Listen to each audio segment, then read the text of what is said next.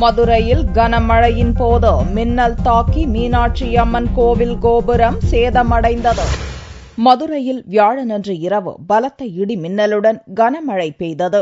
மழையின் வேகம் அதிகரித்த நிலையில் நகரின் பல இடங்களில் மின்சாரம் துண்டிக்கப்பட்டது. இந்நிலையில் திடீரென்று ஏற்பட்ட மின்னல் மீனாட்சி அம்மன் கோவில் ராஜகோபுரத்தின் மீது தாக்கியது. இதனால் ராஜகோபுரத்தில் இருந்த சுண்ணாம்பு காரை பலத்த சத்தத்துடன் இடிந்து விழுந்தது. சத்தம் கேட்டு அருகில் வசிப்பவர்கள் அங்கு விரைந்தனர். தகவல் அறிந்த போலீசார் கோவிலுக்கு விரைந்து வந்து சேத பகுதியை பார்வையிட்டனர். கோவிலின் இடித்தாங்கிகள் நல்ல நிலையில் செயல்பட்டு வருவதாகவும் மின்னல் தாக்கியதில் பெரிய அளவில் சேதம் ஏற்படவில்லை என்றும் கோவில் இணை ஆணையர் ஜெயராமன் தெரிவித்தார்.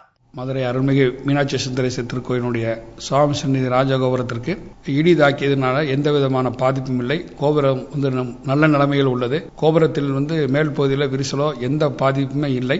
இந்த நவீன இடிதாங்கி பொருத்தப்பட்டதன் காரணமாக கோபுரம் முழுவதும் பாதுகாக்கப்பட்டது. அந்த இடியை தாங்கியதன் காரணமாக, அந்த அதிர்வின் காரணமாக நாசித்தலையினுடைய ஒரு பாகம் மட்டும் பெயர்ந்து விழுந்தது. அதை இப்போது சரி செய்யும் பணி சாரம் அமைக்கப்பட்டு விரைவில் சரி செய்து பணிகள் நிறைவேறும். இடி தாக்கி மீனாட்சி அம்மன் கோவில் கோபுரத்தில் சேதமடைந்த பகுதி சீரமைக்கப்படும் என்றும் கோவில் நிர்வாகம் தெரிவித்துள்ளது.